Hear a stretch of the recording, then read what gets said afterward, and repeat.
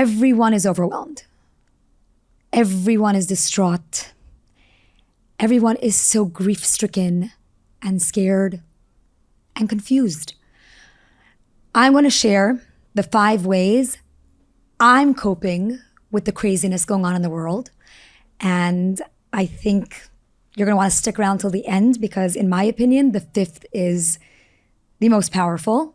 Before we get into it, this episode is dedicated Le'ilui Nishmat Miriam Sarah Bat Yaakov Moshe. It should be a tremendous aliyah for her neshama. And we have 2 amazing sponsors. One is JustOneThing.com and the other is Eretz Hakodesh.org. You're going to want to tune in to the episode to learn more about these remarkable initiatives and organizations.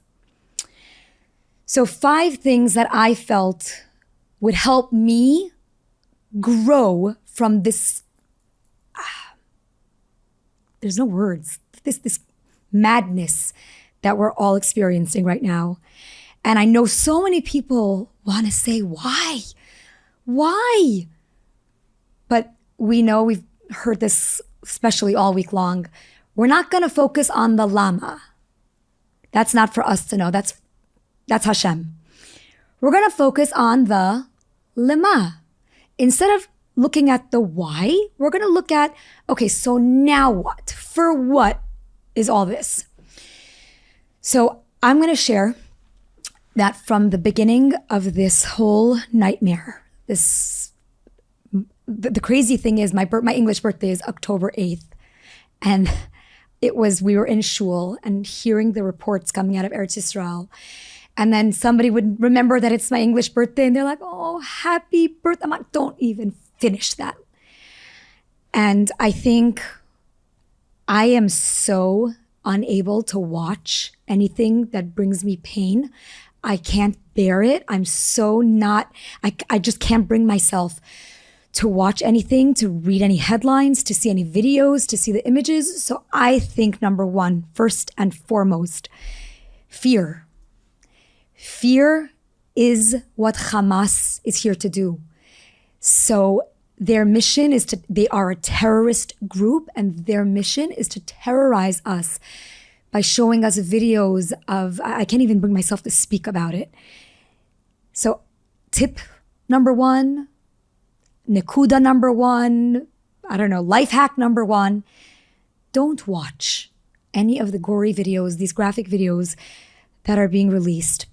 Because if you do, and you get scared, and you get nervous, and you fall prey to fear, then you have let Hamas succeed in their mission to terrorize us.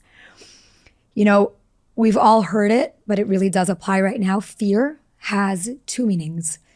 You can forget everything and run, or you can face everything and rise. I choose the latter.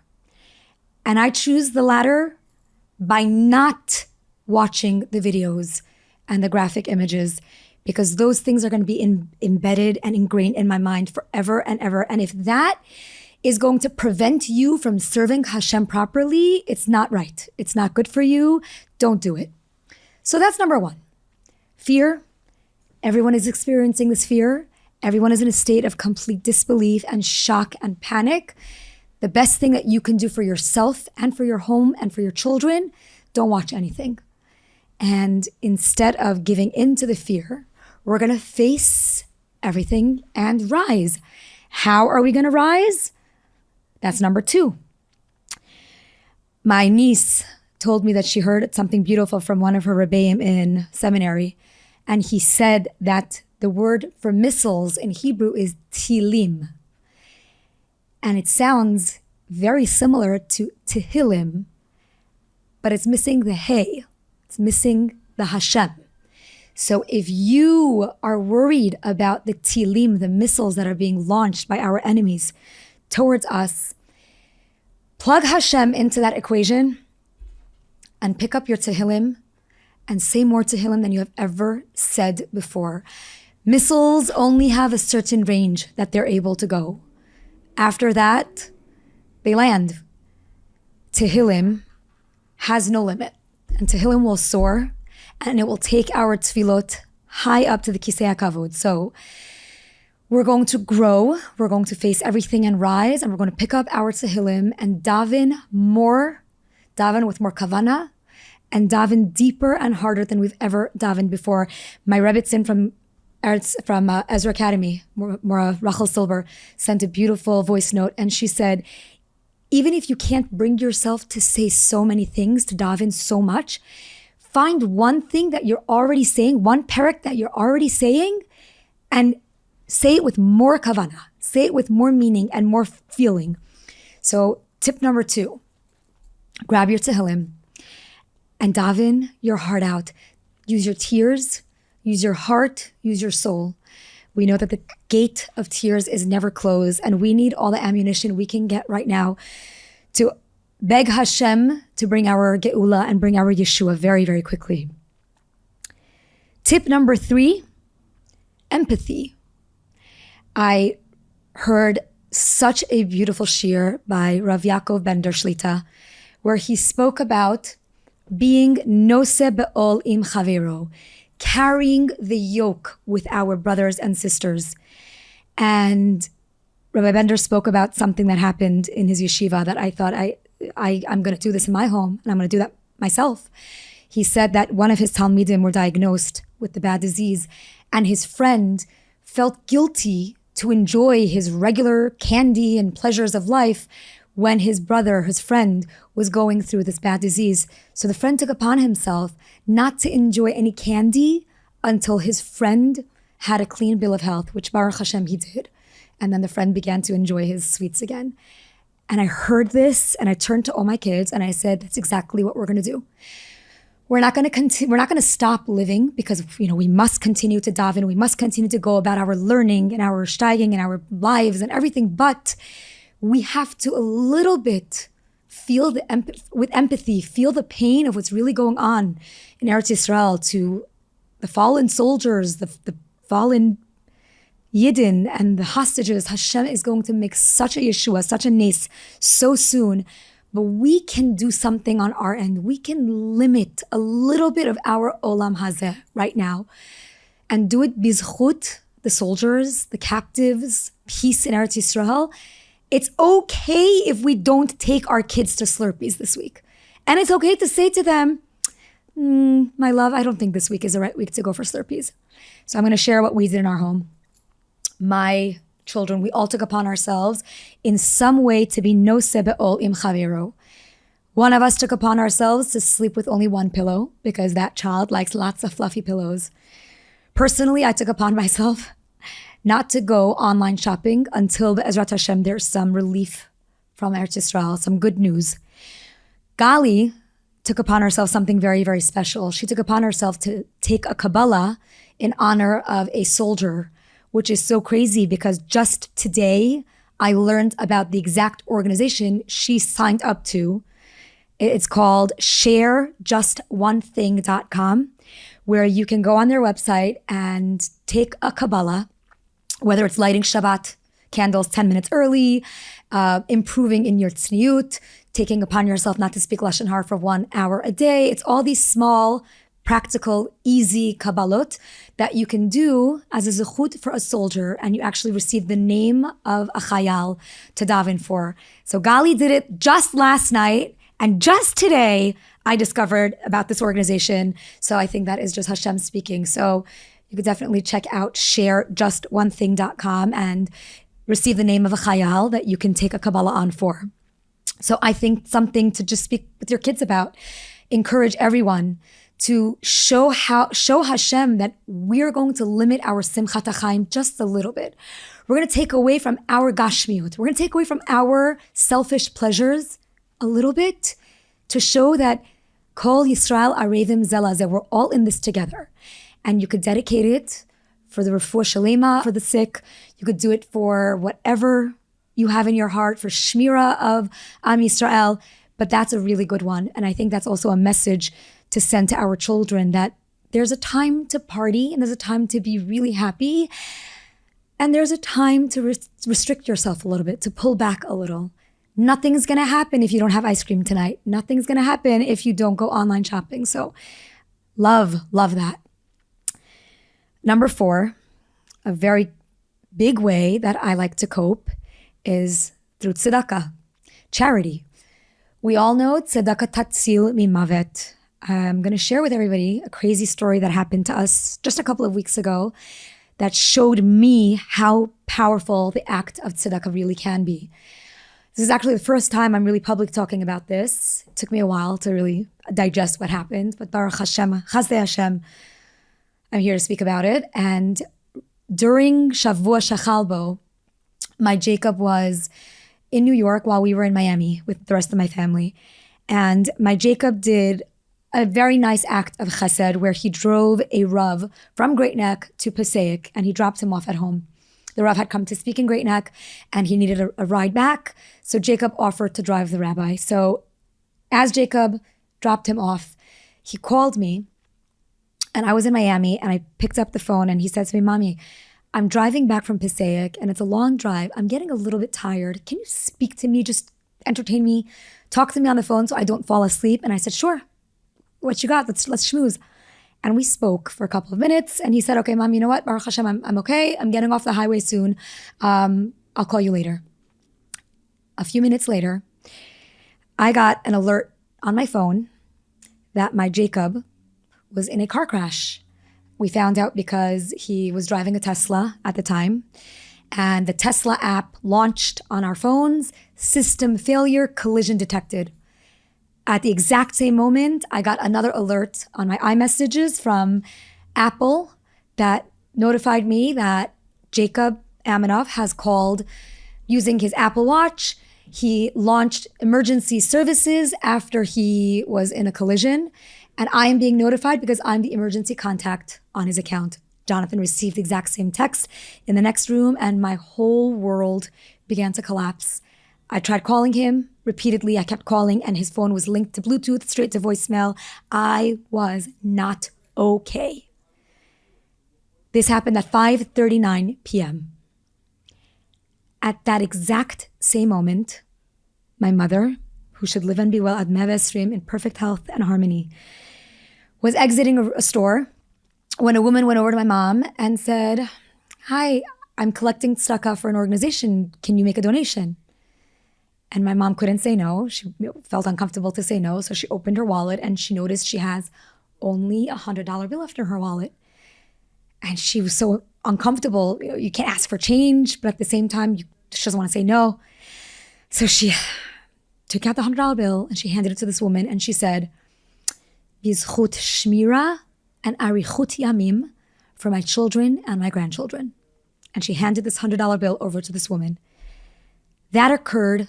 We don't know the exact moment. We're trying to pull up the footage, the security footage, the surveillance cameras over that store. It's taking a lot longer than I wanted, but that happened between 5:32 and 5:42 p.m. Same moment. My Jacob survived his car crash with nothing more than some bruises, burns, and a bloody nose. His car was completely totaled, and when the tow truck driver came, we were on FaceTime with him. When the Hatzalah members pulled up to help him, Baruch Hashem, my husband being Q100, put one message in his chat and all these heroes ran towards my son to be with him and they FaceTimed us from the scene of the accident and his car was a complete accordion. And the tow truck driver looked at me and my husband on FaceTime and he said, I cannot believe that your son looks like that when the car looks like this. And right then we said, that was my mother's tzedakah. So tzedakah tatzil mimavet. And right now, more than ever, we need to be so charitable. And we need to dedicate that charity b'zchut all of Klal Yisrael. So open your hearts to whatever cause you can find. Put more money in the pushka. Don't say no to a link that lands in your WhatsApp.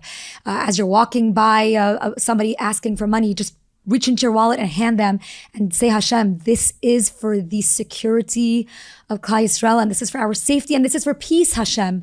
Tzedakah tatzil mimavet, save all of us from death. And in line with that is the organization Eretz Hakodesh, which is also one of our sponsors for this episode. Their mission is so beautiful. They are looking to raise money to send life-saving vests and helmets to our soldiers in Eretz Yisrael. So you can find more about that organization in the show notes. So head over to those comments to be able to click the link and make a donation and help further their reach, help provide more much needed life-saving equipment for our soldiers. And Be'ezrat Hashem, this whole craziness should be over very, very soon. So check them out, eretzhakodesh.org. Last, but definitely not least, why are we in this galut? What happened that put us here? We all know why the second Beit HaMikdash was destroyed. It was because of us not getting along with each other. Simple, just bickering.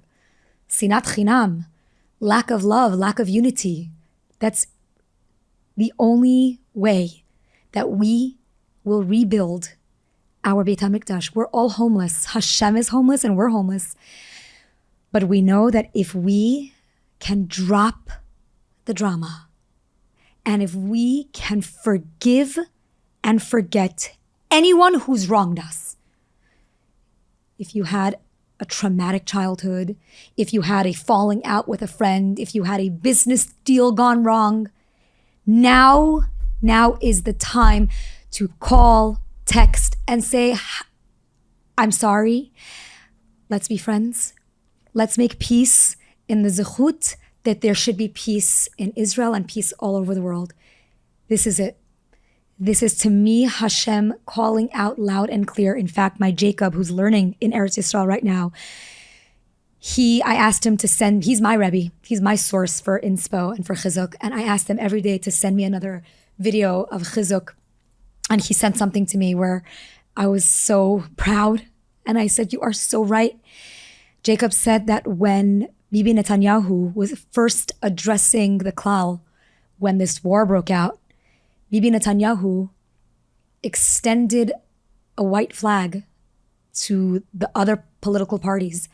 And he said, look, we've been clashing for so long. It's been balagan in Israel for so long. He said, let's just, for right now, let's just come together and form an emergency government, beyachad, be'achdut, and let's navigate this craziness together. And my Jacob said to me, Mommy, that was Hashem speaking to all of us. Right now is not the time for drama. Right now is not the time for lashon hara and for being cruel to each other and for disrespecting each other and for holding grudges. Now is the time to unify and to forgive and forget. Drop the drama.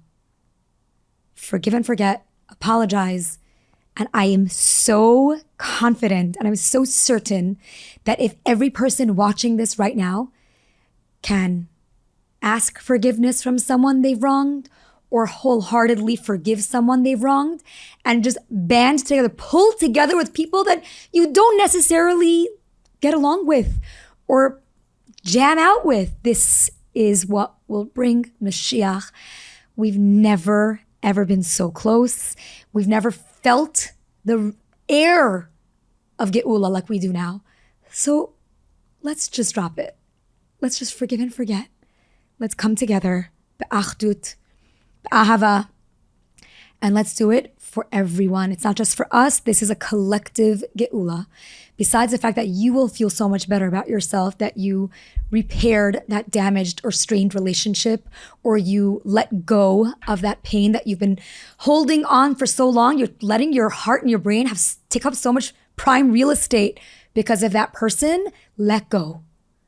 Forgive, forget, ask for forgiveness, and let's come together be'achdut. Be'ezrat Hashem, it's going to be A-okay.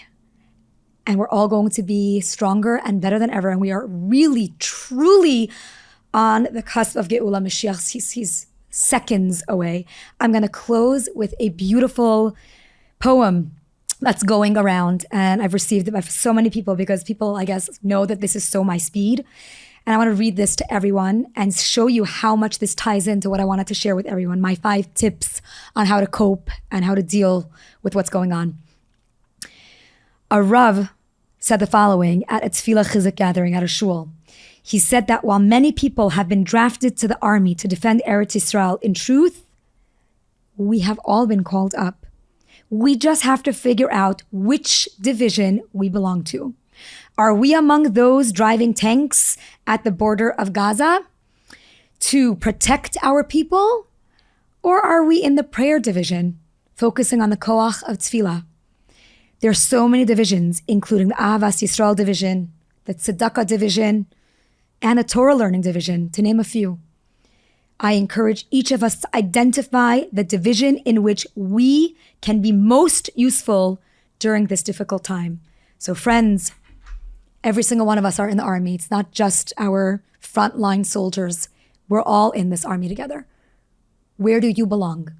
Is your forte Tehillim? You have the power to change Tilim, missiles, to Tehillim, to grow closer to Hashem and bring more and more Zechuyot to the world. Is your forte to get up and do something, action? Go do chesed, go volunteer, go pack duffel bags, be proactive. Are you more of a learner? My son Jacob said, Mommy, I might not be a lone soldier here, but I'm a lone learner here. Go and learn an extra daf, learn an extra shmirat halashon halacha, whatever you can do. Up the level of what we are doing. We're all in the army together. Find our division. Let's grow. Let's face everything and rise. And be'ezrat Hashem, very soon, we're all going to be in Israel together in front of our third and final home, the Beit HaMikdash, with the coming of Mashiach Tzidkenu b'mheira b'yameinu. Amen. Living Lchaim.